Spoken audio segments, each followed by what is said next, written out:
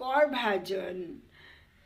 জনক রাজাকে বলিলেন, হে রাজন, ভগবান দাপরে অবতীর্ণ হইলে লোকের যেমন নানা তন্ত্রের বিধান দ্বারা তাহার স্তব পূজা করে, তদ্রূপ কলিতেও তিনি অবতীর্ণ হইলে লোকে নানারূপে তাহার স্তব ও পূজা করে।